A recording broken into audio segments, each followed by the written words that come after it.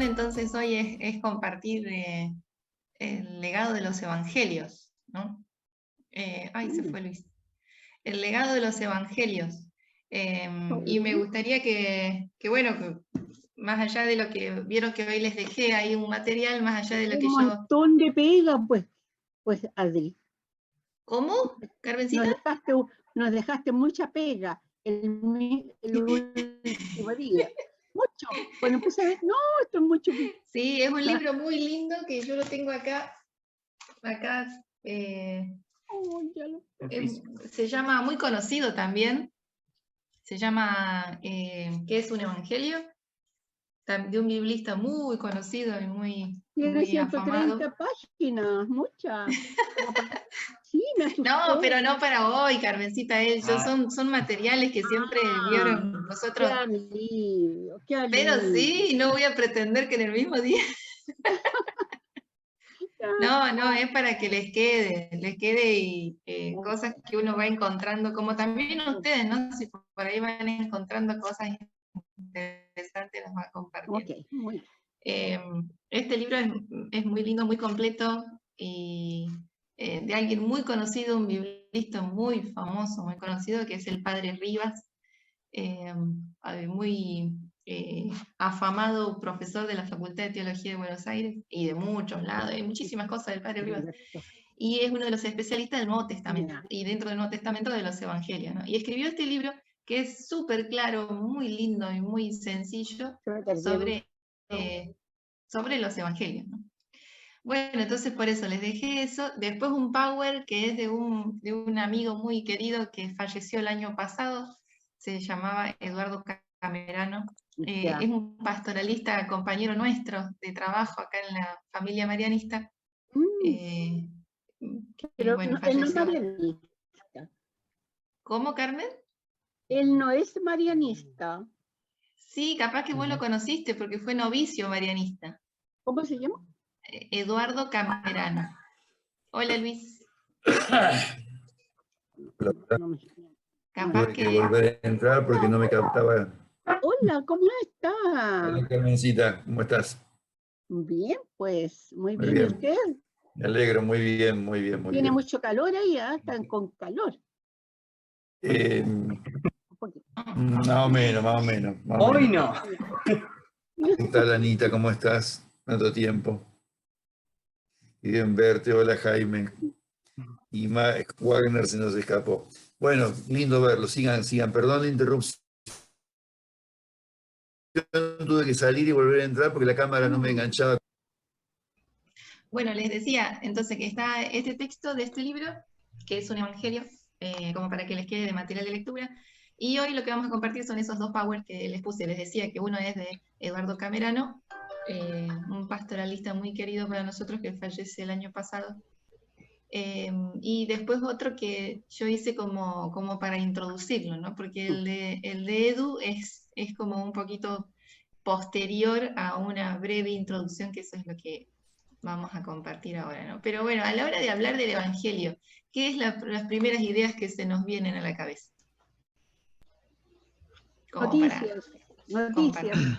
Noticias, claro, ¿no? Porque Evangelio significa eso, ¿no? Evangelio, del griego evangelion, buena noticia, o como normalmente se lo ve en el griego del Nuevo Testamento como evangelisein, o que es el infinitivo, ¿no? Anunciar buenas noticias. Anunciar. ¿Qué otras cosas se nos vienen a la cabeza? Buena nueva. Buena nueva. Todo lo que se nos venga a la cabeza o al corazón, ¿no? Cuando uno dice evangelio. ¿Qué es lo que resuena por dentro? Muchas. Escuela de vida. Un camino seguro. Un camino seguro. No, me gusta. Muy bien, bueno, vamos a empezar. Tengo acá. ¿Se guarda? Yo para empezar, bueno, hemos hablado de la primera alianza primero, ¿no?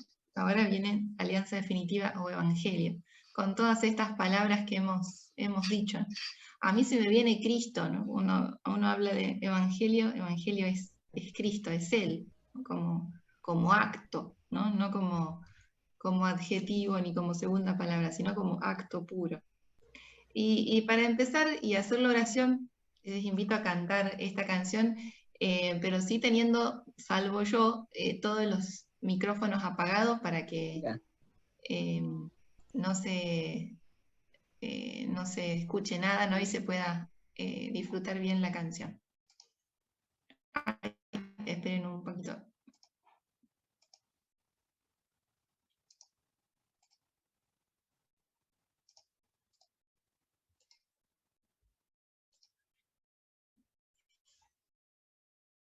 Bueno, vamos a hacer oración en este encuentro, ¿no? En el nombre del Padre, del Hijo, del Espíritu Santo. Amén. Bueno, es un pedirle al Señor que nos acompañe, que nos ilumine a descubrir realmente y a vivir el corazón del Evangelio, ¿no? Que es Él, nada más ni nada menos. Cuando nos das tu palabra, la vida palpita tanto, el pueblo entero te nombra, con verso, música y canto.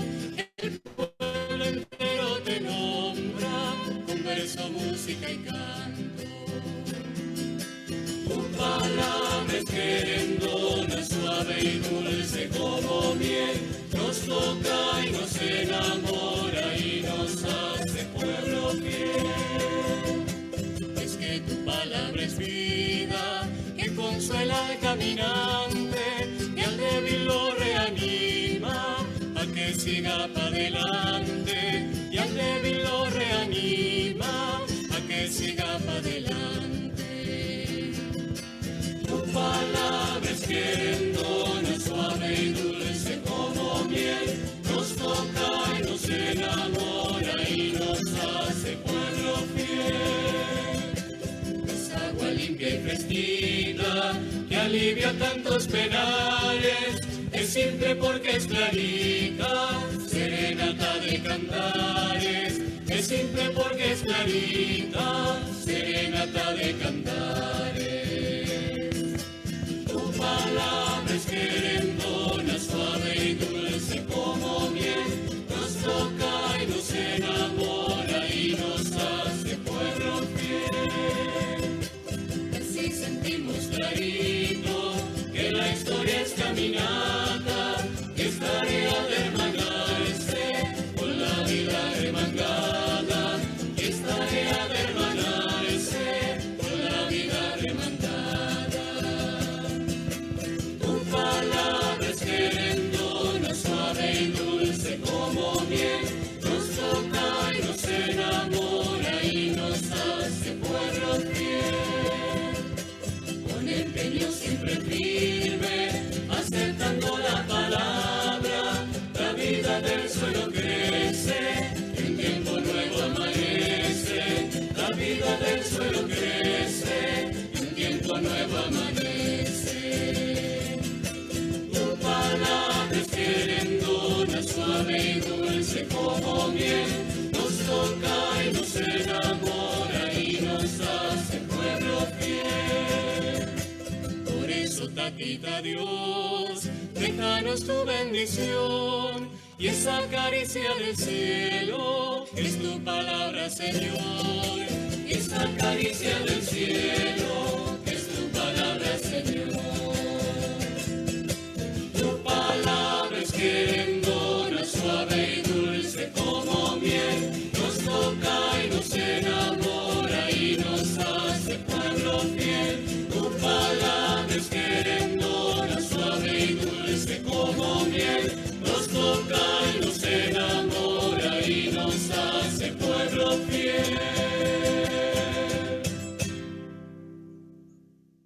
Bueno, por ahí ya la canción nos va introduciendo, ¿no?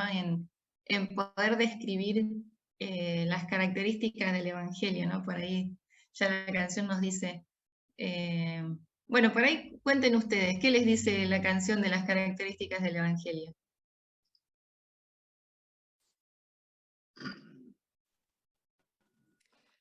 Que nos da consuelo, por ahí a los vulnerables, a los débiles.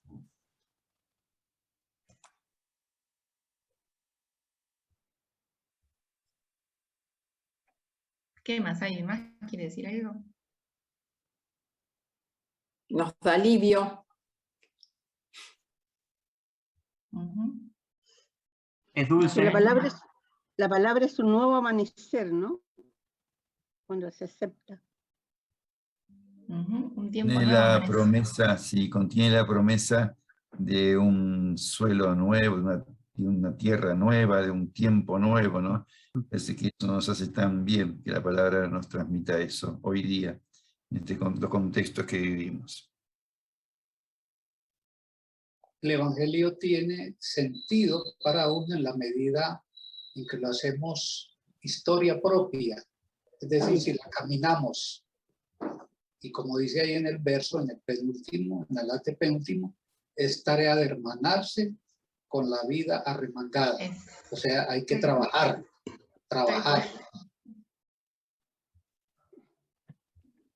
Yo sí que he hecho un poco de menos, que además de suave y dulce, etcétera, etcétera, también a veces es aguijón, aguijonea, esa parte que es espada de dos filos, ¿no?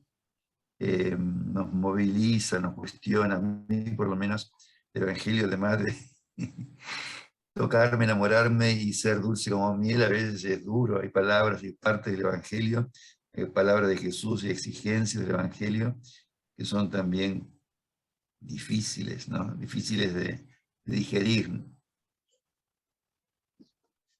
Tal cual, Luis. Bueno, vamos avanzando. ¡Ay! Arrancó de nuevo.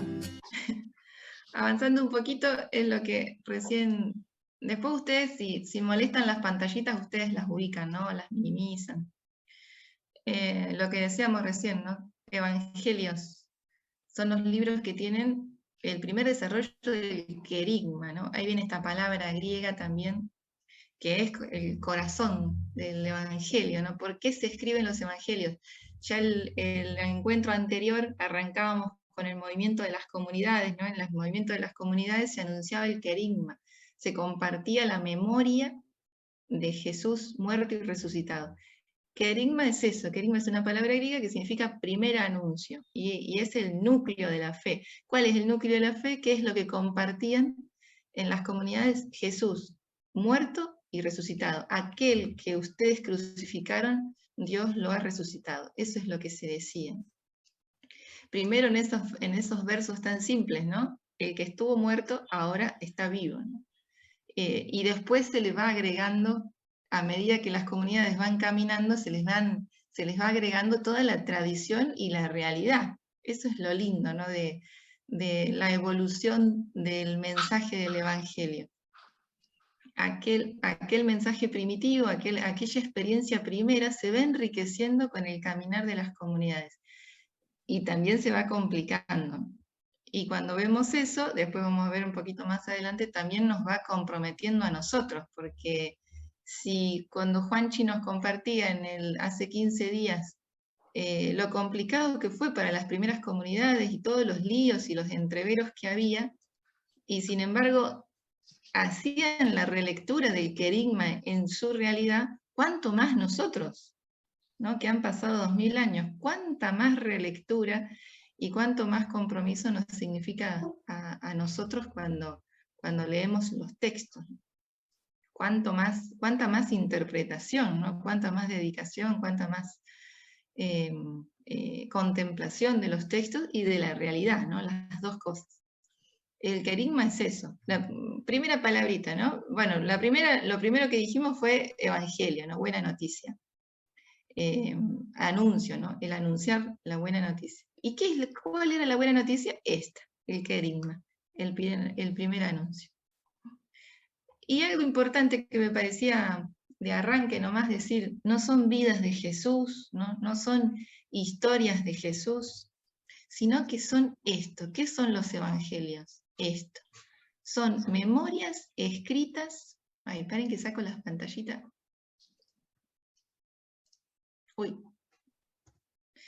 memorias escritas de las comunidades, de las comunidades cristianas que esconden en sí, y acá viene lo fuerte, ¿no? Esconden en sí la fuerza del Espíritu Santo, capaz de transformar estos escritos en acontecimiento. ¿Cuál es la diferencia de esto? Ustedes vayan interrumpiendo, ¿no? Y vamos compartiendo. ¿Cuál es la diferencia? ¿Por qué no son libros de historia? ¿No? ¿Por qué no son biografías, ¿no? Por decirlo así, ¿no? Mateo, Marcos, Lucas y Juan. ¿Por qué no son biografías de Jesús? ¿Por qué no se pueden titular como biografías? Porque esconden en sí, cuando la comunidad, por supuesto que depende de la comunidad cristiana que los lee, ¿no? No es un acto de magia, sino que necesita la fe de la comunidad cristiana que los lee y los reinterpreta en su realidad. Pero estos textos esconden en sí la promesa de Jesús, esconden en sí la fuerza del Espíritu Santo, capaz de hacer que esos escritos sean acto puro hoy. Eso es nada más ni nada menos cada vez que celebramos la Eucaristía, ¿no? Este es mi cuerpo entregado por ustedes, esta es mi sangre derramada por ustedes. Hagan esto en memoria mía, hagan, ¿no? Ese verbo, la fuerza de ese verbo, hagan esto en memoria mía, hace que estos escritos sean acto, ¿no? Sean acontecimiento. Me gusta arrancar a hablar del Evangelio desde ahí, ¿no? Ahora vamos a hacer un poco de memoria de los libros, pero en realidad los libros son, me gusta también llamarlos testigos, ¿no? Son los testigos escritos, tradiciones orales pasadas a tradición escrita, pero que no es letra muerta, ¿no? Sino que es letra viva. ¿Pero por qué? ¿Por magia? No, por la comunidad creyente. Necesitan la lectura de los ojos creyentes. Capaz que en quien no cree, posiblemente, ¿no? No sean más que por ahí textos muertos o textos pasados, historias pasadas, pero pueden llegar a provocar con la apertura del corazón el milagro de la fe. ¿Vamos hasta ahí? Perfecto. ¿Algún comentario?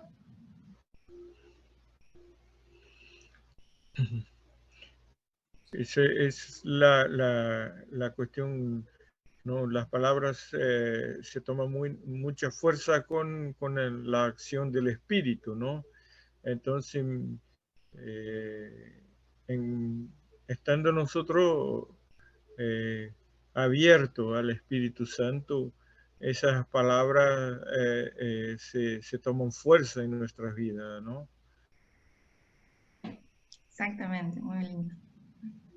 Y es lo que emociona cuando la comunidad la lee.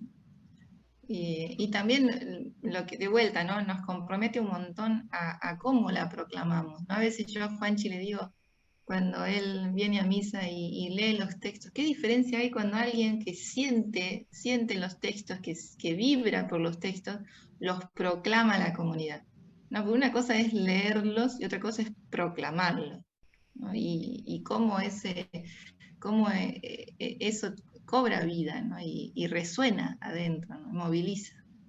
¿No? Y el texto mismo en distintas oportunidades nos dice otra cosa, nos habla de otra forma. Eso es lo que encuentro maravilloso, porque hoy día me dijo algo, pero mañana lo profundiza más en mi corazón, no sé, pero me dice otra cosa.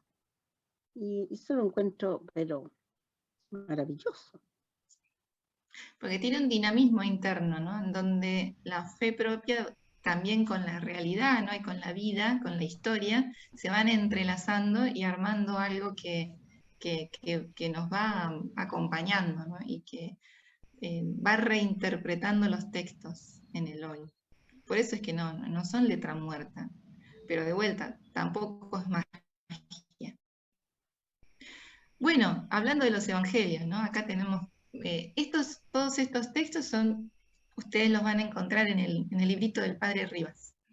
muy rápido, porque de vuelta no es la intención por ahí repasar algo que ustedes más o menos conocen, sino, o que lo pueden leer después en los textos, sino ir más bien al sentido del Evangelio. Como evangelios conocemos estos 4, Mateo, Marcos, Lucas y Juan. Viendo un poquito cada cosa de cada uno, Mateo en torno al año 80, en una comunidad palestina o siria, posiblemente Antioquía, formada por judíos que habían aceptado a Cristo, ¿no? Mateo escribe a una comunidad judía, por eso también vemos que tiene mucha interrelación con el Antiguo Testamento. Marcos parece ser, según la opinión más aceptada, el más antiguo de todos, la fuente de los sinópticos. Llamamos sinópticos a Mateo, Marcos y Lucas. ¿Qué quiere decir la palabra sinóptico? Poner a la par, no comparar, poner sobre la mesa y mirar al mismo tiempo. Sinopsis. Parece ser la fuente de los sinópticos, y a la vez, Marcos a la vez se alimenta de una fuente anterior que le llaman fuente Q o QL, que pareciera ser que es la fuente de Marcos. Pero Marcos es el más antiguo, como la memoria más antigua de la comunidad primitiva. También se dice que también a lo mejor por eso es el más cortito. Se sostiene actualmente en el Evangelio de Marcos, que se escribió más o menos en torno al año 64, durante la persecución en Roma, a cristianos de Roma. En Lucas, Lucas se divide en 2 partes, por un lado el Evangelio propio de Lucas y después el tiempo de la iglesia o el libro de los Hechos de los Apóstoles. Tiene estas 2 partes. Se considera una misma obra.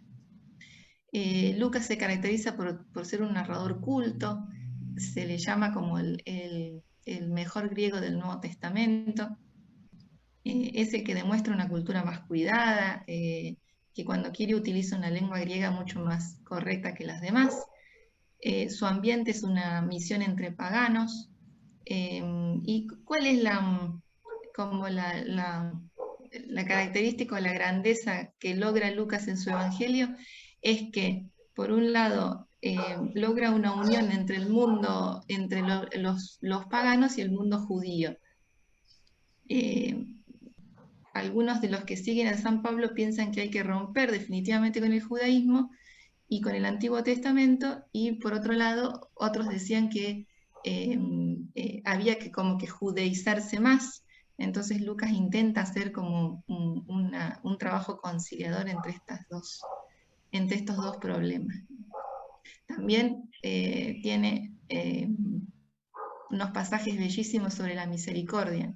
Se los reconoce también como el Evangelio de los pobres y el Evangelio de la misericordia.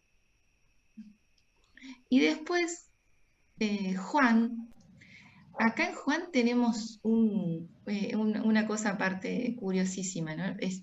Tiene detalles que salen de la tangente porque se separa de los sinópticos, tiene cosas propias, tiene tradiciones propias, y aparte hay como 4 Juanes.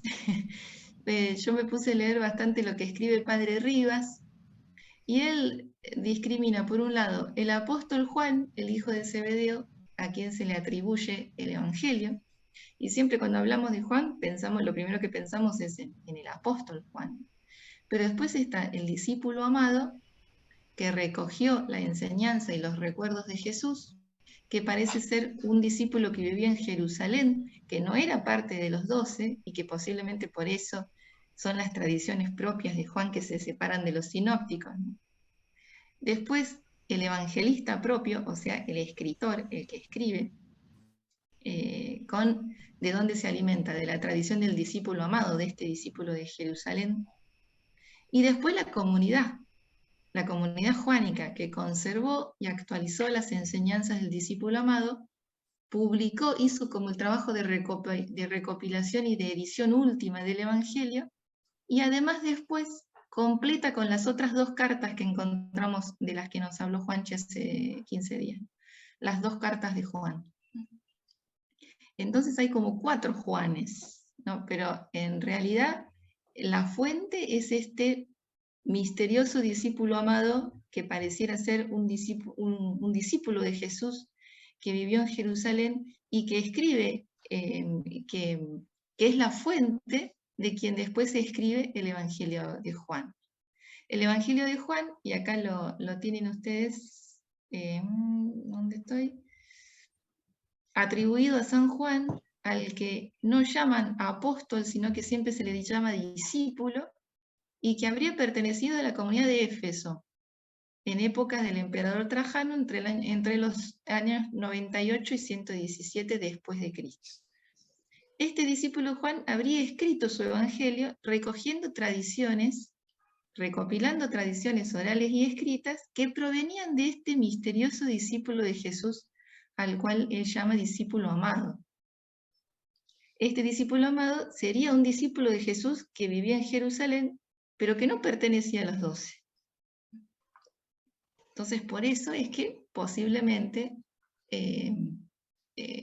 tiene tradiciones propias, ¿no? Y que se diferencian de los sinópticos, de Mateo, Marcos y Lucas. Más o menos eso, ¿no? Pero ustedes después en el librito del Padre Rivas pueden profundizar un poquito más. Pero a mí lo que me interesaba charlar con ustedes es esto. Porque en los evangelios, cuando nosotros leemos los evangelios, ¿no? En realidad en esos textos que vamos leyendo hay 3 etapas que se dan juntas y que para entender el sentido de los textos es muy bueno poderlas conocer para poderlas separar. Primero, en los textos tenemos primero la primera etapa, que es la etapa de Jesús, o sea, el anuncio mismo de Jesús, más o menos del año donde podemos ubicar el nacimiento de Jesús, más o menos en el -6, algunos dicen -4, ¿no? Antes de Cristo, al 30 y pico, ¿no? Es el tiempo de Jesús. Él no escribió ningún libro, siempre predicaba a viva voz, lo más importante era su misma presencia. Si se quiere hacer un resumen de lo que es la predicación de Jesús, es el anuncio de la buena noticia, habrá que decir que es la buena noticia, es Él mismo, ¿no? Él es el puro querigma, ¿no? Querigma viviente. Esa es la primera etapa. Después viene el tiempo de los apóstoles, o sea, son los discípulos elegidos por Jesús, que fueron testigos, fueron los que vieron y escucharon, ¿no? Lo que hemos visto y oído. Pero después viene el tiempo de los escritores. Cuando los apóstoles predicaron la buena noticia y fundaron comunidades en distintos lugares del mundo, fueron apareciendo algunos textos escritos. Esto es lo que nos decía Juanchin. En primer lugar, no aparecieron los evangelios, en primer lugar aparecieron las cartas. Primero existieron las comunidades, después vinieron los evangelios. Primero escribieron las cartas porque los apóstoles no podían estar en todas partes al mismo tiempo, entonces se comunicaban con las comunidades a través de las cartas. Y esto lo vemos con San Pablo, ¿no? Dentro de las comunidades también aparecieron textos. Por ejemplo, las celebraciones litúrgicas, lo que le pasa a la comunidad, ¿no? Cuando la comunidad se va organizando y va queriendo celebrar, necesita textos, ¿no? Y empiezan ahí con todo el esfuerzo de hacer memoria. ¿Qué es lo que decía Jesús? ¿Cuáles eran sus mandamientos más importantes, ¿no? ¿Qué es importante saber de Jesús para la práctica concreta en la vida cristiana? Entonces, por eso fueron necesitando los textos para que sostengan la predicación. Y entonces, después de las cartas, empezaron a hacer estas memorias escritas, pequeñas memorias escritas, que después las comunidades, que no siempre fueron las fuentes de los textos, ¿no? Porque vieron en Juan, habían 4 Juanes. Al final de los 4, la comunidad es la comunidad escritora. La comunidad es la comunidad que hace memoria. No es simultáneo mientras en tiempos de Jesús nadie fue escribiendo, ni siquiera en tiempo de los apóstoles, fue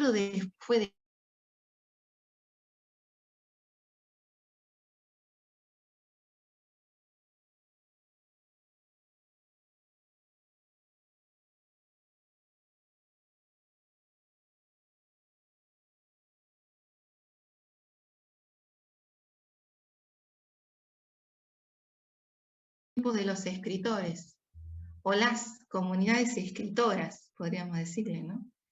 Yo me preguntaba, bueno, ¿y ahora cómo le podríamos poner a nuestro tiempo? ¿Cuál sería nuestro tiempo? Si hay que ponerle un nombre, ¿no? En la vivencia del cristianismo. También me preguntaba si los escritores o escritoras, este tiempo se ha acabado, porque ¿qué hacían? ¿Qué hacían los escritores? Los escritores veían lo que pasaba, ¿no? Veían lo que pasaba en la realidad, hacían memoria de lo que habían recibido, porque muchos de ellos tampoco fueron testigos oculares, ¿no? Muchos de ellos no vieron a Jesús, imagínense, ¿no? El año 80, 90, después de Cristo, nadie vio a Jesús. Escucharon de él. Entonces, ¿qué hacían los escritores? Veían la realidad, hacían memoria de lo que habían recibido de Jesús y ponían por escrito. Eso que se ponía por escrito se compartía en las celebraciones, o sea, eso que se ponía por escrito se hacía oración. Y eso que se ponía por escrito, que se hacía oración, después también se hacía servicio, ¿no? Era todo un proceso, ¿no? Que hasta podíamos decirle también el proceso de la catequesis es ese, ¿no? Entonces hay un trabajo de interpretación o de hermenéutica permanente. Y yo digo, ese tiempo no se puede acabar, ¿no? Hoy nosotros, y por eso lo ponía ahí en las letras blancas, ¿cuál es la tarea de los estudiantes, intérpretes, celebrantes y traductores de la Biblia en el siglo XXI? Mira, ¿Qué y dicen? yo creo ¿Qué dicen que, ustedes? a ver si está, ahí está. Ay, Lucre, Para hola, mí, Se le escucha, se le para mí es comunicar, ¿no? Ahora a nosotros nos toca comunicar este evangelio, ¿no? Porque las personas para que tomen una posición, ¿no? Tienen que conocer. Y si nosotros, los cristianos, no supimos comunicar esta palabra, este mensaje de los evangelios, ¿cómo las personas lo van a vivir? ¿Cómo las personas se van a posicionar en favor o en contra? Porque se no conocen, ¿no? Entonces yo creo que hoy la gran tarea es comunicar y comunicar con mucha fuerza, ¿no? Por todos los medios posibles y disponibles. Bueno, bueno, sí. Yo, a ver, hago este aporte. En el tiempo de Jesús se podían distinguir, dijéramos, 4 grupos muy claramente diferenciables de los que escuchaban al Señor. Un gran grupo era la muchedumbre, la multitud. Muchos lo hacían por novelería, por simplemente escuchar qué se decía. De ahí se fueron seleccionando y de ahí salieron los seguidores de Jesús. Se comprometían un poco más. Luego aparecen los discípulos y finalmente él de ahí escoge sus apóstoles. Son los 4 grandes grupos que uno puede distinguir allí. Yo pienso que lo mismo nos ocurre a nosotros en nuestro tiempo. A la medida que uno se va abriendo a la acción del Espíritu Santo y va grabando en el corazón, mediante esa apertura, lo primero que tiene que hacer es vivir esa palabra, para luego ir a proclamarla. Es decir, yo escucho el querigma, ese primer anuncio, lo gozo con alborozo, lo disfruto, y luego de que me lleno de él, salgo también con mucho alborozo a anunciarlo a mis hermanos. Pero parte de esa base, de haber transitado quizás por esos 4 grupos en algún momento de nuestra vida, y luego llegar a convertirme en discípulo y luego misionero, que es la otra palabra que de pronto está muy de moda ahora con lo de los escritos. Entonces sí, primero habría que vivirlo. vivirlo intensamente. Nadie puede hablar de algo que no ha experimentado. Primero hay que experimentar a Jesús, hay que tener ese encuentro personal con Él. Hay muchas formas de encontrarlo, a través de un acontecimiento muy feliz, inclusive a través de la enfermedad. Se puede tener un encuentro personal con el Señor, a través de una tragedia, a través de una dificultad económica. Es decir, hay muchas circunstancias a través de las cuales nosotros encontramos esa oportunidad de ese encuentro. Y a partir de ese momento en que yo abro mi corazón por la acción del Espíritu Santo, me lleno de Él, puedo salir con gozo a anunciarlo. Y creo que esa es la tarea de nosotros. Ya lo que de pronto hacen los escritores y los intérpretes, pues de eso nos nutrimos para tener mediana claridad sobre algunas cosas. Pero lo importante es vivir esa palabra. Dice Jaime, me hace acordar a unas palabras que se le atribuyen a San Francisco, ¿no? Dice, predique el Evangelio en todo momento, y si es necesario, usa palabras. Usa palabras, correcto. Entonces creo que no cabe duda que lo más importante es vivirlo, ¿no? Yo hubiera puesto, bueno, escritores y nosotros vividores. Lo que pasa es que vividores suena feo. Pero esa es la tarea nuestra, ¿no? Básicamente. Si lo vive, lo anuncia con fuerza. Tal cual.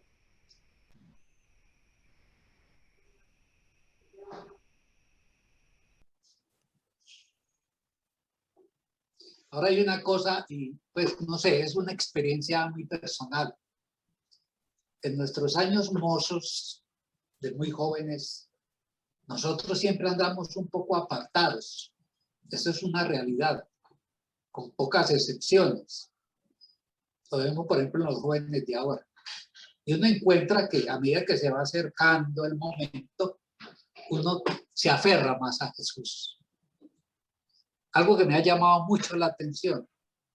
Y eso me parece algo de, pues como, no, poco honesto de parte de uno. Pero normalmente yo me hago esa autocrítica, porque aunque tuve la oportunidad en mis tiempos de mi chico de ser acólito, de ser sacristán y de colaborar y de pronto querería, pero llega un tiempo en que uno se aparta totalmente incluso de ni asistir a la Eucaristía, pero llega otro momento en que vuelve. Algo ocurre en la vida de uno que siente ese llamado. Y a medida que avanza el tiempo y se va uno volviéndose más longevo, uno como que se aferra a esa esperanza y dice, sí, esta es mi tabla de salvación.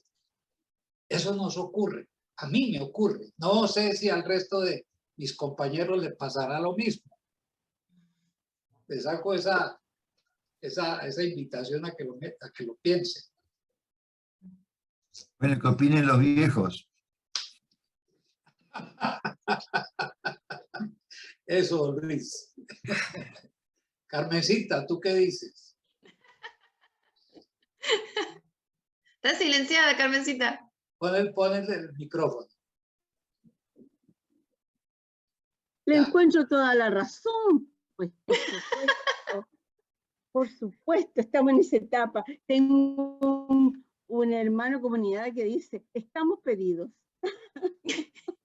¿Estamos qué? Pedidos, así que pedidos, estamos pedidos ya. Entonces tenemos que hacer todas las cosas lo mejor posible, porque ya estamos pedidos. Aferrarnos, gozar, contagiar con esa palabra, todo eso lindo que nosotros encontramos de la palabra del Señor, tratar de entregarla a otros, que otros la vivan como uno la vive. Muy bien.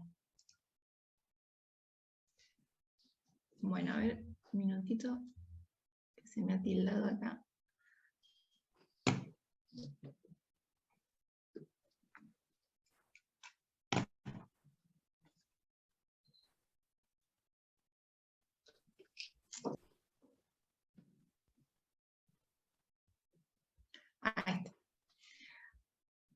Bueno, vamos a seguir ahora. No sé si se ve. Sí, sí. Sí, sí, está bien, bien clarito. Está como Perfecto. medio un poco tildada mi máquina. Ahí está. Ahí está, Ya perfecto. está. Bueno, este material es el que pertenece a Eduardo Camerano, que les decía, ¿no? Un pastoralista amigo que ya está en la Pascua de Jesús, nos acompaña desde ahí. Hablando de Jesús, él ponía esta imagen con esta frase tan fuerte del prólogo de Juan. En el principio existía la palabra, y la palabra se hizo carne y habitó entre nosotros. Y ponía esta imagen de este obrero, ¿no? Un albañil. Cuando se dice que la palabra se hizo carne, la palabra en griego es sarx, y es una palabra muy fuerte, porque es decir, se hace carne, o sea, carne en el más literal sentido de la palabra, ¿no? Se hace vulnerable, se hace frágil, se hace historia, se hace nosotros, digamos. Y después esta otra parte que habitó entre nosotros. Se dice, ¿hay algún sonido por ahí? No, ahí está.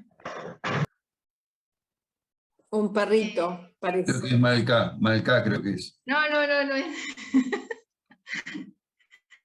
es. No es ella, capaz que era un perrito del vecino. Bueno, No es perrito. se dice que cuando hablamos de que Jesús se hizo carne, ¿no? Se hace historia, se hace uno de nosotros, se dice que toma también una profesión, ¿no? Y de él, ¿qué se dice? ¿Cuál era la profesión? Carpintero. Carpintero. En realidad, en la cultura judía, en realidad se le llama artesano u obrero. Ya. Lo que vendría a ser entre nosotros, por eso la foto de este señor ahí iniciando, un albañil. ¿No? Podría ser que sea un obrero de la madera o un obrero de cuestiones materiales, ¿no? Un albañil. Entonces arrancamos con eso. Unas perritas con hambre.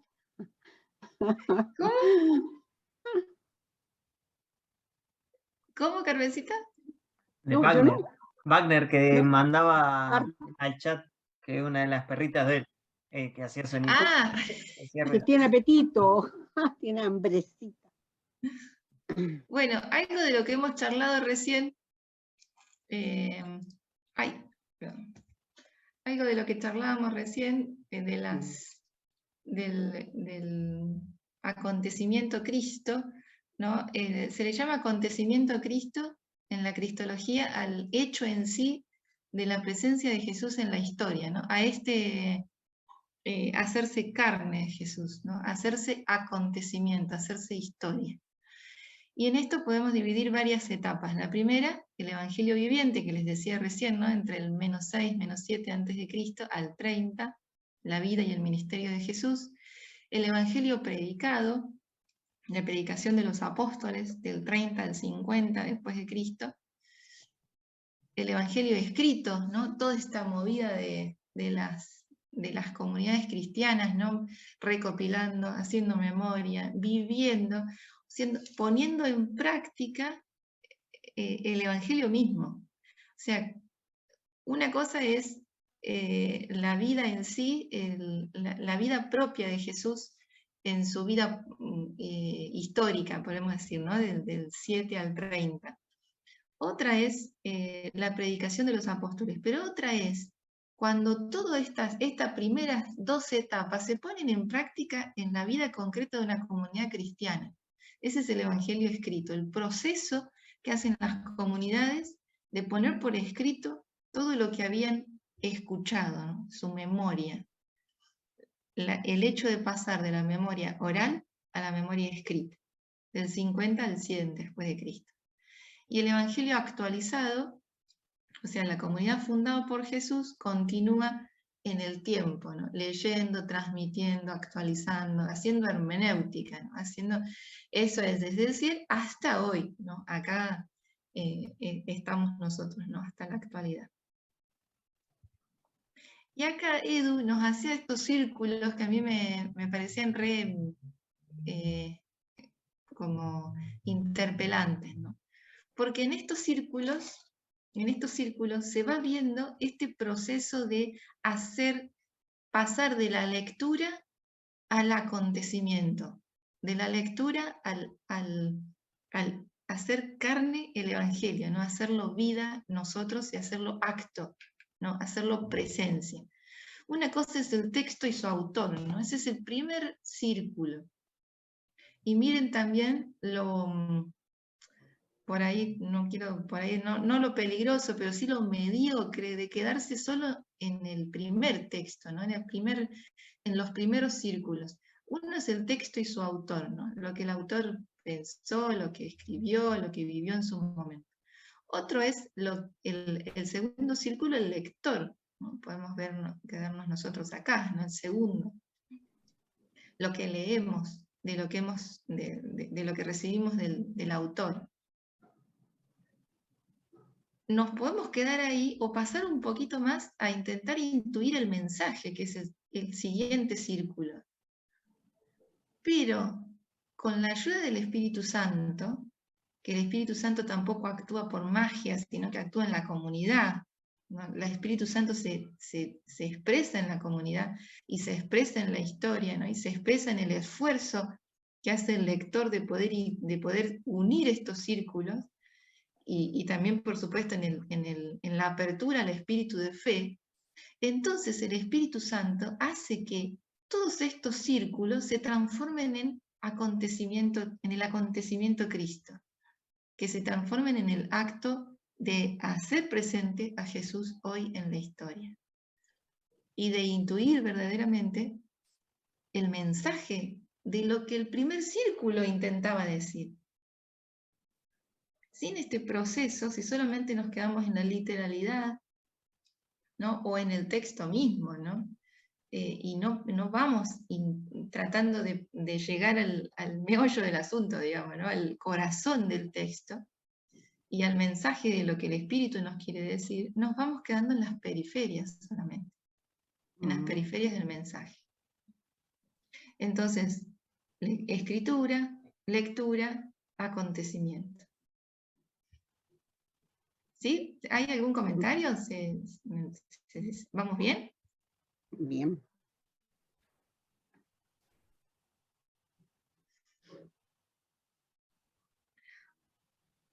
Bueno, esto que ya dijimos antes, ¿no? Jesús no escribió ningún libro, ni ordenó a sus discípulos que pusieran nada por escrito.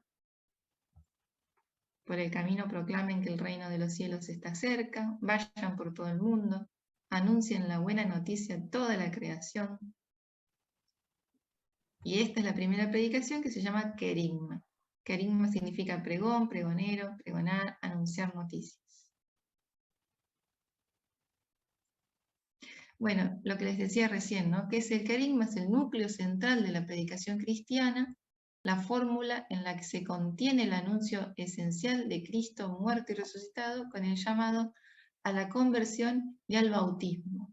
O sea, el querigma va unido después, una vez que se anuncia, va unido al llamado a la conversión y por último al llamado al bautismo. Contiene el dato histórico y una interpretación teológica, ¿no? Por supuesto. Estas dos cosas siempre tienen que ir de la mano, ¿no? Por un lado el dato histórico y por otro lado el salto teológico. ¿Qué significa? ¿Cómo? No. ¿Qué significa la interpretación teológica? O sea, ¿cómo leemos desde los anteojos de Dios ese dato histórico? ¿Qué quiere decirnos Dios a través de ese dato histórico? Esa es la interpretación teológica. Y para no leer todos estos textos, ¿no? Pero Vamos a leer algunos. ¿Alguien puede leer Marcos 1, 14, 15? Adri, quizá también recordar, porque a mí me llama mucho la atención, Sí. pues esta es un poco la historia de los textos del Evangelio, ¿no? Y que hay también como una interpretación teológica, o no sé, un discernimiento teológico por parte de la Iglesia cuando dice, esto es un Evangelio canónico, porque ha habido muchos libros que se escribieron simultáneamente con los Evangelios, desde luego los apócrifos, pero hay otros que que son muy raros, ¿no? Pero las cartas, por ejemplo, de Bernabé, G, están escritas en el siglo I y no fueron reconocidas nunca como palabra de Dios, por ejemplo, ¿no? Y, sin embargo, quizá alguna carta de Pablo, que no es de Pablo, sino es de las últimas cartas pastorales, ¿no? Muy posteriores, fueron reconocidas como palabra de Dios, ¿no? Así, ahí también hay una interpretación teológica por parte de la Iglesia, ¿no? Del magisterio, ¿no? Y a algunos textos les asigna la categoría de palabra de Dios, ¿no? De inspirados, no sé cómo decirlo, y a otros tan antiguos y riquísimos además, ¿no? Antiquísimos, y testimonios magníficos de la iglesia primitiva, no los considera, ¿no? Como palabra de Dios, ¿no? Digo, porque también ahí, ahora vos estás provocando nuestra interpretación teológica, ¿no? Pero a través de quiero recordar esto, ¿no? A través del tiempo hubo esta lectura, ¿no? Que llegó a distinguir estos textos como querigmáticos, ¿no? O como, bueno, como inspirados. Sí, tal cual, Luis. Bueno, también creo que no sé, vaya, a mí se me confunde, no sé si en Ruajo, en este espacio, estuvimos hablando, ¿no? De lo que es el canon y también todos los procesos internos y las luchas internas que fueron llevando a través del tiempo, o en otro momento podemos tomar ese tema también, de cómo la iglesia fue discerniendo, ¿no? Que también forman parte estos textos forman parte de la tradición cristiana y son muy buenos de leer, ¿no? Muy lindos de leer, como para completar, junto con estos textos, completar la lectura con eso. Bueno, ¿alguien tiene? Marcos 1, ¿cuánto? 14, 15. 14, Muy cortito, es el querigma. Después que Juan fue arrestado, Jesús se dirigió a Galilea. Allí proclamaba la buena noticia de Dios diciendo, el tiempo se ha cumplido, el reino de Dios está cerca, conviértanse y crean en la buena noticia. Palabra del Señor. Vamos, Señor. Bueno, ¿alguien puede leer 1 Corintios 15, 3, 8? Vayan viendo como la diferencia entre los textos, ¿no? En cuanto a contenido.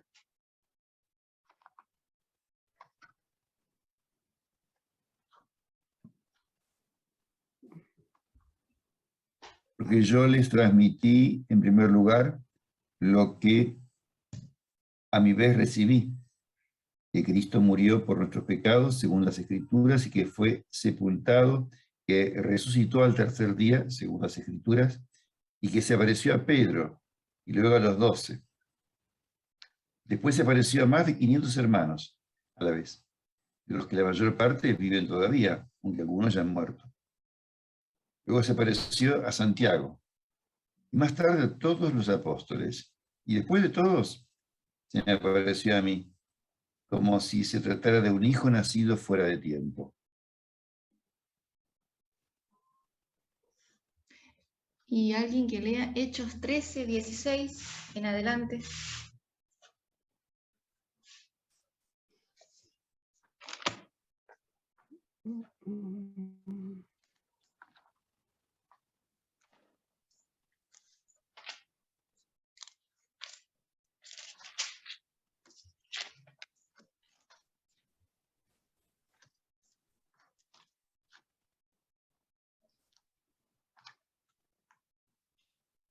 Entonces, ¿Hasta dónde? ¿Hasta dónde? En adelante, yo les digo hasta dónde, pues Hechos 13, más ¿no? largo es. De la 16. A Sí, ver. Pablo se levantó y pidiendo silencio con la mano dijo: Israelitas y todos los que temen a Dios, escúchenme. El Dios de este pueblo, el Dios de Israel, eligió a nuestros padres y engrandeció al pueblo mientras residía en Egipto.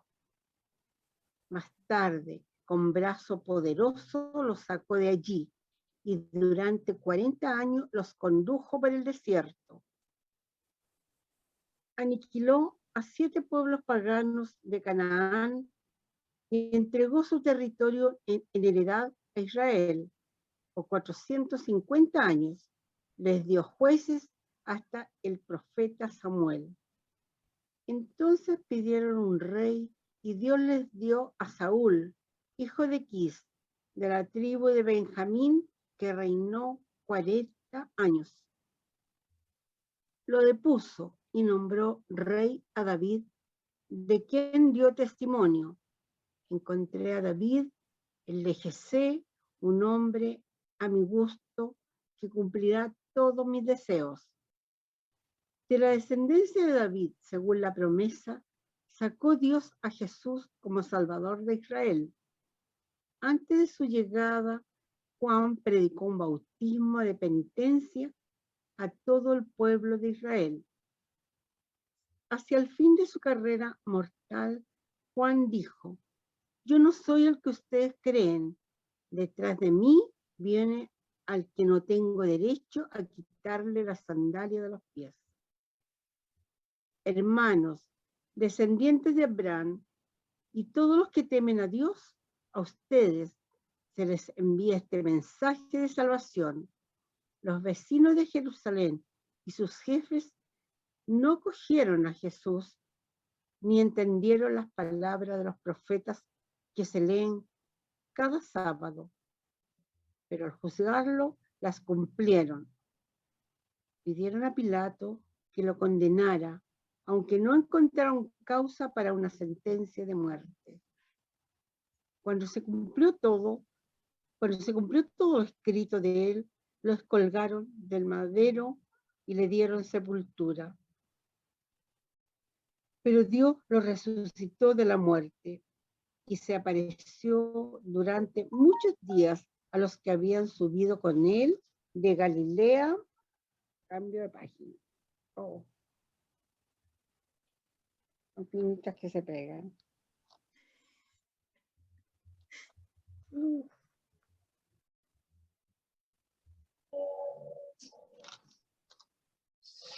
De Galilea a Jerusalén.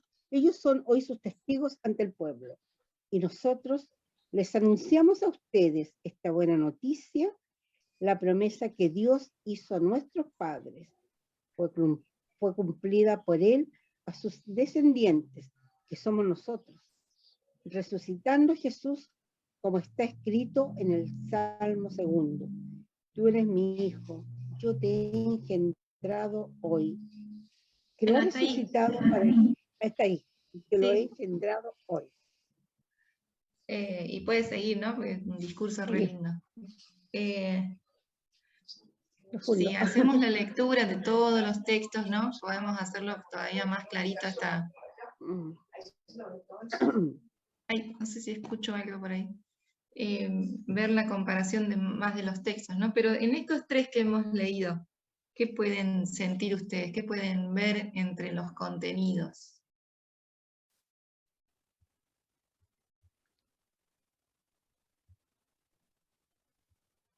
¿Se ve la diferencia de los contenidos? ¿Se ve el proceso de los contenidos? O como dice ahí en el texto, la evolución del querigma, ¿no? De algo muy simple y muy sencillo que es pura experiencia, ¿no? De las palabras mismas de Jesús en Marcos, a ya la comunidad cristiana en Corintios, a lo que Lucas transmite en Hechos, que esta intención de él de unir, ¿no? El mundo judío con el mundo pagano y tratar de conciliar para anunciar un Dios que es para todos, ¿no? ¿Se puede ver ese proceso? Sí. En los 3. por ahí leyendo todos nos vamos dando cuenta, ¿no? Pero este es el camino que las comunidades van haciendo. Del primer anuncio del carisma más puro y más histórico, al proceso de las comunidades que van enriqueciendo y van entendiendo, ¿no? Esto es lo más lindo, que por ahí la intención de que nos interpele a nosotros ahora. Nosotros somos parte, Carmencita lo decía, ¿no? Cuando leía, nosotros somos parte de esta herencia ahora. Y somos parte del esfuerzo de las comunidades de intentar comprender el misterio, comprender y vivir el misterio, y de leerlo hoy a nuestro tiempo. En nuestro tiempo, el anuncio del misterio de Dios tiene que seguir evolucionando, pero para seguir integrando, ¿no? Este propósito de Lucas, de poder unir lo que pasaba entre el mundo pagano y el mundo judío. Nosotros hoy, si hacemos relectura, tenemos que seguir evolucionando y tratando de unir el mensaje de Dios para que cada vez sea más integrador, ¿no? Cada vez sea más interpelante al siglo XXI, ¿no? Lo que recién yo les decía, ¿qué nos toca? ¿Qué tenemos que hacer nosotros hoy? Lectores e intérpretes y celebrantes de la palabra en el siglo XXI. No podemos seguirla leyendo como hace 20 siglos, ¿no? O en el siglo XV, en plena cristiandad. Ya no estamos en la cristiandad, ¿no? No podemos seguirla leyendo de la misma manera. El círculo de interpretación, ¿no? o el círculo de oración en donde convocamos al Espíritu Santo para que nos ilumine, tiene que estar anclado en el siglo XXI. No puede estar anclado en otro momento histórico. Tiene que seguir evolucionando. No sé si por ahí se entiende esto. Sí, bien. Bueno, los elementos del carisma, los elementos de este primer anuncio de Jesús, ¿no? Tienen, por supuesto, una perspectiva histórica y salvífica, ¿no? Anclada en la historia y llamada a la salvación, ¿no? No es un llamado a la condenación ni a un grupo elitista, ni a un adoctrinamiento, ¿no? Es una llamada a la salvación. Segundo elemento, resume la misión pública de Jesús, o sea, cuál era el propósito de la vida de Jesús. El querigma propiamente dicho tiene una primera parte que es aquel que fue entregado y crucificado, aquel que fue muerto. Tiene una segunda parte, Dios lo resucitó y lo exaltó, ¿no? Aquel que estaba muerto hoy está vivo. Ese es el...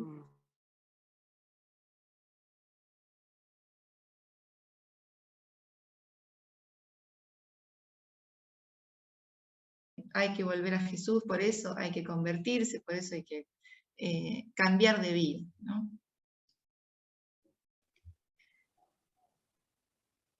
Bueno, y acá también voy a pedir 3 lectores. Alguien que busque Marcos 1:11, otro que busque, o otra que busque Marcos 9:7, y un tercera que busque Marcos 15:39.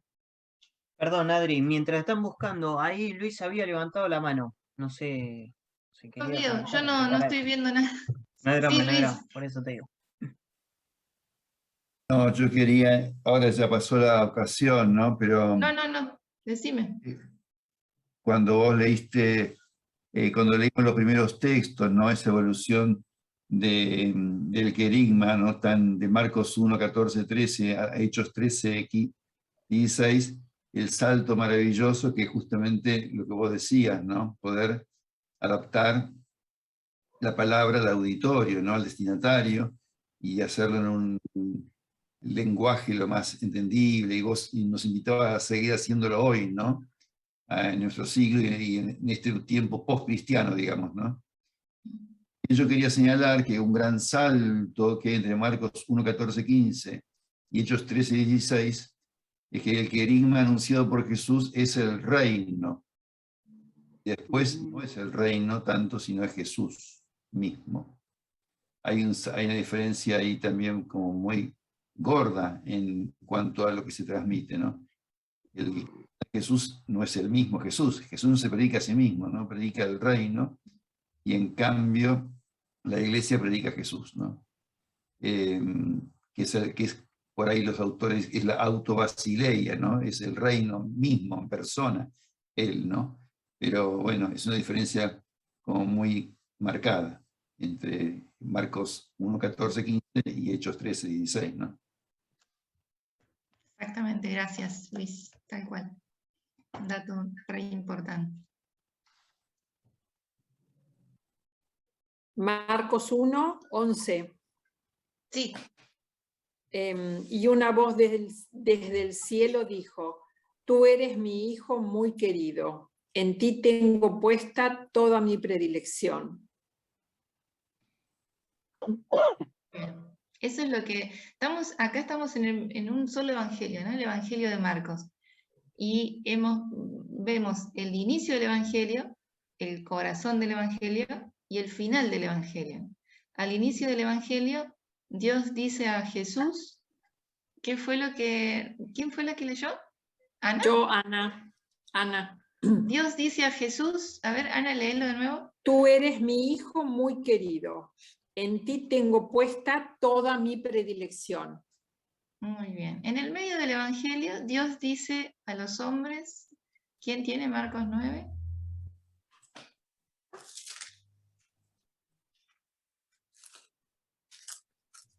Vino entonces una nube que los cubrió y se oyó una voz desde la nube. Este es mi hijo amado. Escúchenlo. El primero era Dios dice a Jesús, ¿no? Ahora Dios dice A los hombres. A los hombres. Y al final, el centurión, ¿qué es lo que dice? El capitán romano,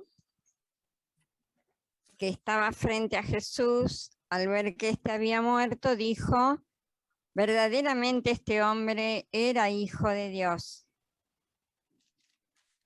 Muy bien. Ahí en la persona del centurión, ¿no? Y nada menos que de un pagano, ¿no? Un centurión, la comunidad dice verdaderamente este es el Hijo de Dios.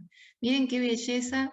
Por un lado, la estructura de Marcos, ¿no? La arquitectura de Marcos, Sí. la cabeza de la comunidad de Marcos, cómo va haciendo este anuncio que primero Dios es el que le habla a Jesús, después Dios habla a la comunidad, a los hombres, y después la comunidad le responde a Dios, ¿no? La comunidad le responde al mundo, se podría decir, ¿no?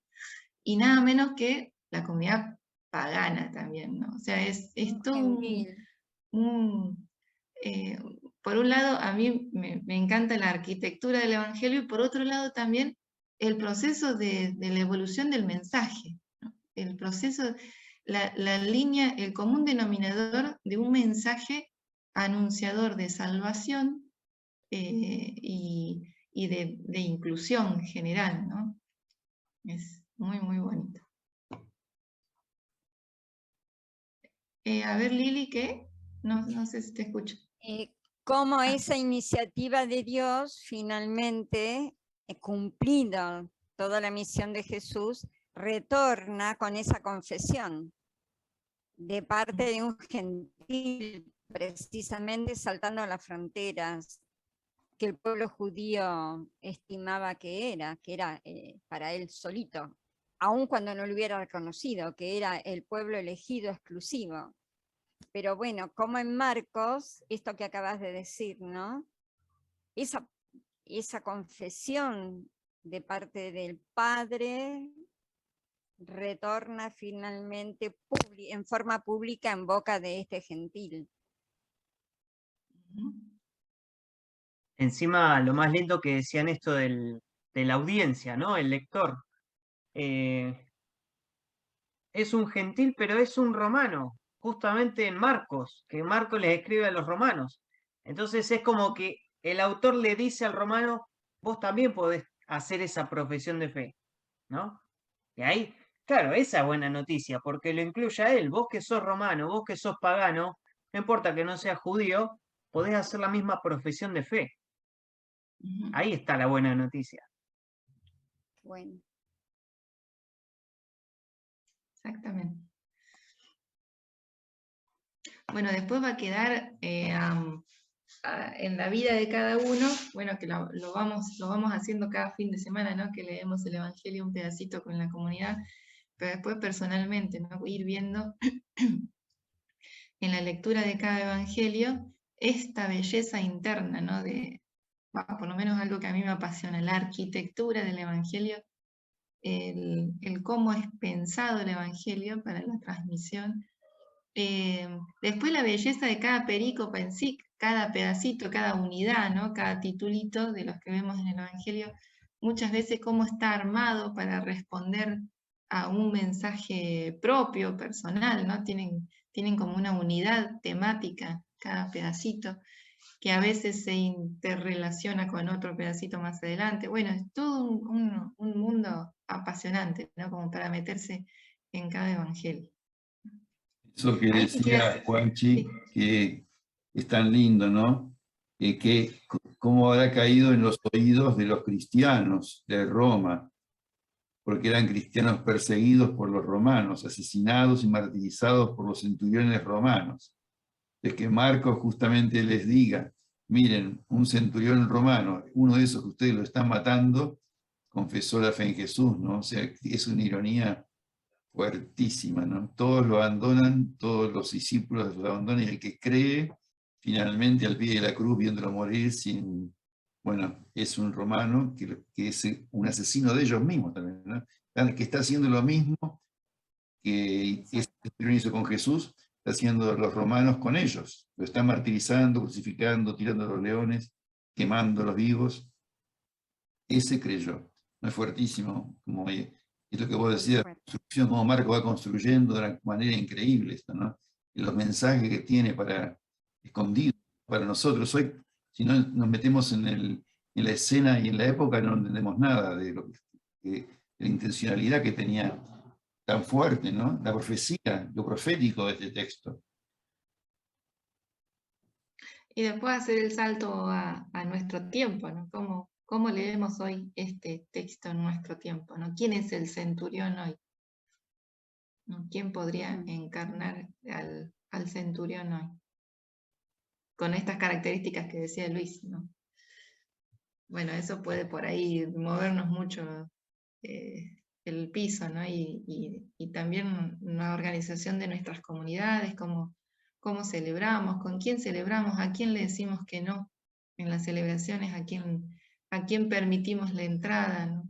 ¿Quiénes son los que acceden a los sacramentos o a la vida cristiana, quiénes dejamos afuera? Bueno, todo un montón de cosas que nos llevan a ese centro de los círculos, ¿no? Porque la cosa es, si los leemos de afuera, por ahí es una lectura cómoda y no nos interpela mucho, pero si vamos al centro, ya ahí empieza, como decía Luis al principio, ¿no? Dulce, ¿cómo dice la canción? Es suave y dulce como miel, pero también espada de dos filos que traspasa el corazón, ¿no? Bueno, había unas cositas más para terminar que yo tenía acá. Lo que es y lo que no es el Evangelio. Lo que es y lo que no es, ¿no? Como para ir de vuelta sintetizando ideas, ¿no? No es un libro de historia, no es letra muerta, no fue escrita para adoctrinar, ni avasallar, ni dominar. Es memoria de comunidades cristianas escritas para conservar el querigma. Es letra viva porque en ella, por la fe de las comunidades, se manifiesta el Espíritu de Dios, actualizando su presencia y su fuerza creadora. Es creación nueva, ¿no? Con todo lo que eso significa, ¿no? Creación nueva. En el Apocalipsis dice, Dios hace nuevas todas las cosas. Cuando se llega al centro de los círculos, cuando se llega a la fusión o a la inhabitación del Espíritu Santo en el siglo XXI, ¿no? En este momento, hoy, concreto, cuando leemos los textos y nos dejamos habitar o traspasar por el Espíritu de Dios, se actualiza su presencia y su fuerza creadora hoy, ¿no? Hoy, 1 de noviembre del siglo XXI, ¿no? 2021, hoy. Esto es acontecimiento Cristo, ¿no? Este es el Cristo viviente, presente en la historia, ¿no? El Evangelio es acontecimiento Cristo, es concreción, ¿no? Es decir, toda la fuerza del verbo ser, ¿no? Actualiza lo de yo soy el que soy, ¿se acuerdan de Éxodo? ¿No? Cuando Dios se define como yo soy el que soy. Bueno, cuando llegamos al centro de los círculos, y de vuelta, ¿no? Repito, nos dejamos inhabitar por el Espíritu de Dios y leemos los textos con los ojos puestos en la realidad y con la fuerza del Espíritu de Dios en nuestro corazón, en ese momento es Él, ¿no? Es Él presente en nuestra vida y en nuestra historia hoy. Yo creo que si los textos o si el Evangelio no se lee en esa clave, se sigue siendo infiel al llamado, ¿no? a la convocatoria, al reino, ¿no? De último, lo que decía Jesús, lo que decía Luis recién.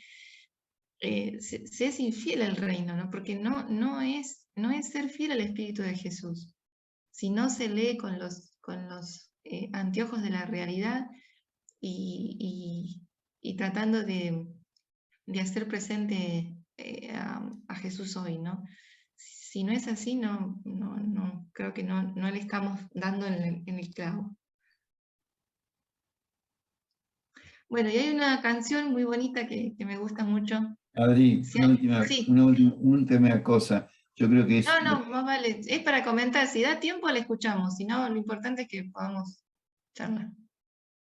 No, decía que me parece que junto con esto, ¿no? Que vos decís, ¿no? Que hay que actualizarlo porque obviamente leerlo ahí desde el centro, como condición o prerequisito, me parece, para poder asumir esto como palabra que habla, palabra viva, palabra que transformadora, me parece que es el lugar desde el cual leo también. Entonces, cuando Jesús, que es el Evangelio vivo, hablaba y actuaba, muchos decían está endemoniado.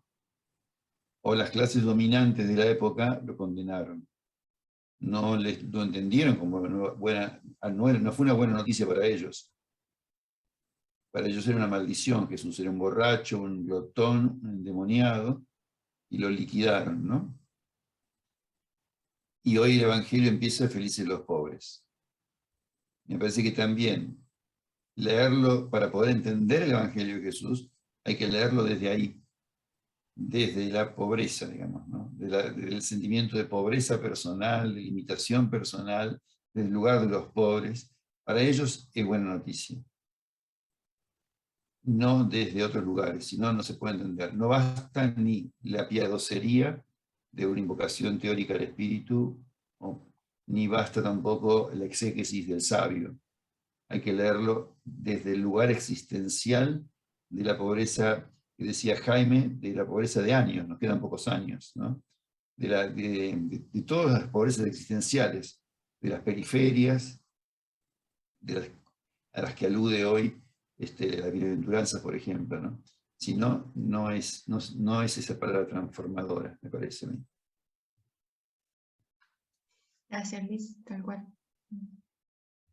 ¿Alguien quiere comentar otra cosa? Sí, agregar por la fiesta de hoy, ¿no? Hoy vivimos y celebramos la fiesta de todos los santos, ¿no? Acá. Y así veo que en cuántas personas esta palabra se hizo vida, ¿no?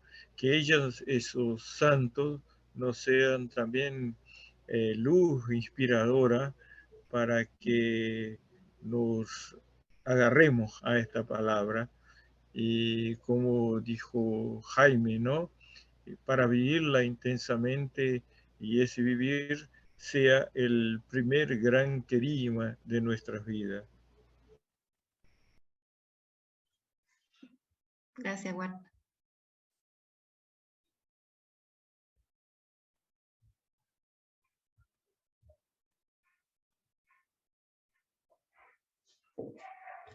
Bueno, hay una canción muy bonita, se llama Fieles a la Vida, que me gustaría terminar esta celebración y encuentro con Jesús en el Evangelio, pidiéndole que nos haga consagrados a la defensa de la vida, al anuncio de la vida. Habla de vida consagrada, pero en el sentido del bautismo, ¿no?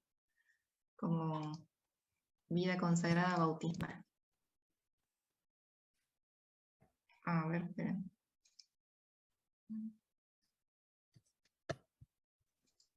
Esperen que te van a compartir el sonido. Se escuchó recién, ¿no? ¿Sí? Hoy sí. Ah, bueno.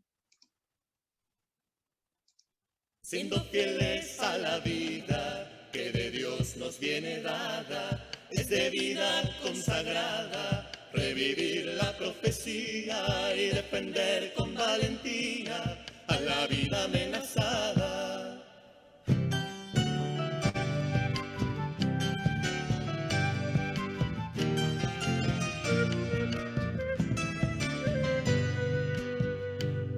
Es la vida lo primero que tenemos al nacer, la que Dios en su querer nos la da con mucho esmero.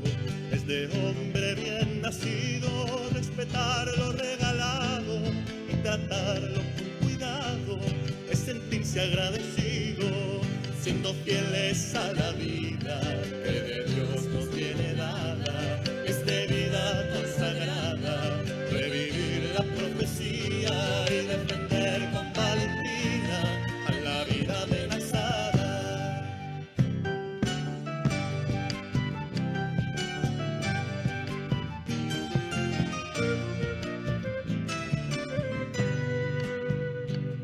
Hoy la vida está en peligro, lo sentimos, lo miramos, lo leemos, lo palpamos cerca de nosotros mismos.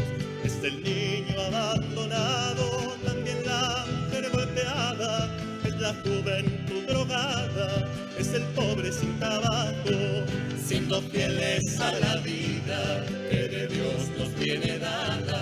Es de vida consagrada, revivir la profecía y defender con valentía a la vida amenazada.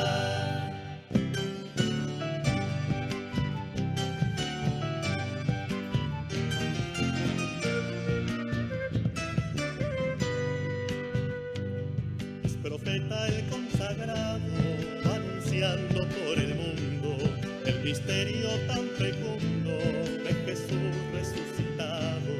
A las obras de la muerte las denuncia cada día, sin amar tanto su vida que temiera por su suerte, siendo fieles a la vida que de Dios nos viene dada. Es de vida consagrada, revivir la profecía y defender con valentía a la vida amenazada.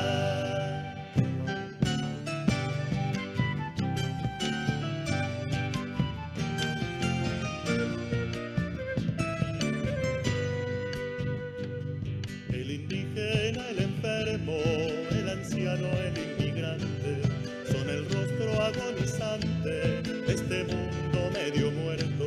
Siendo Dios un Dios de vida, resucite la esperanza, proclamemos con confianza que la muerte ya es vencida, siendo fieles a la vida que de Dios nos viene dada. Es de vida consagrada, revivir la profecía y defender con valentía a la vida amenazada.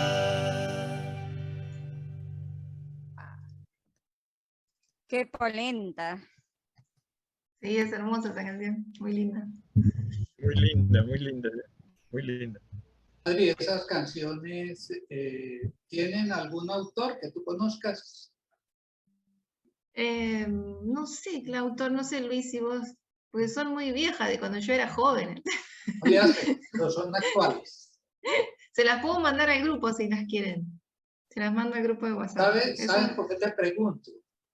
Porque es que Sí. nosotros estamos trabajando en una emisora local, dentro de un grupo de profesionales. la exhortación apostólica Amoris Laetitia. Y estamos hablando precisamente de algunos temas que tienen que ver con la vida. Hoy da cuenta que este año es el año de la familia.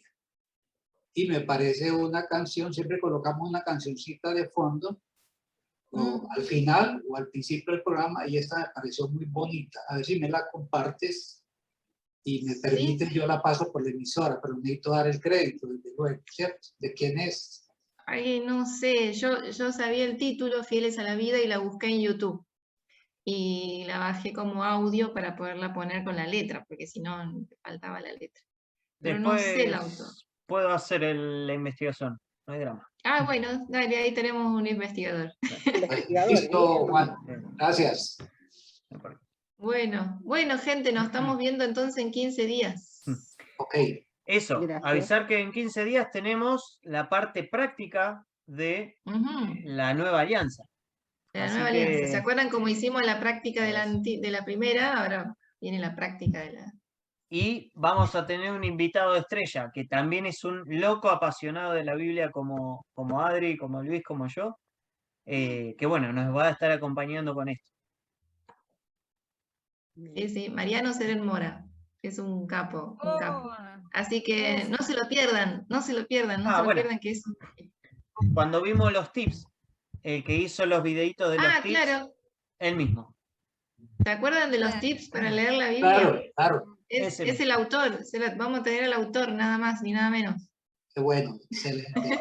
Qué bueno, ¿ah? Sí, así que bueno, no se lo pierdan. Nos vemos en 15 días. Dios mediante. Gracias a todos. Seguro. Dios mediante. Bueno, un gusto verlos. Abrazo. Lindo lo de Buen- hoy. Abrazos a todos. Gracias. Gracias por todo. Ah, gracias. Nos vemos. Chau, chau. Chau, chau. Chao.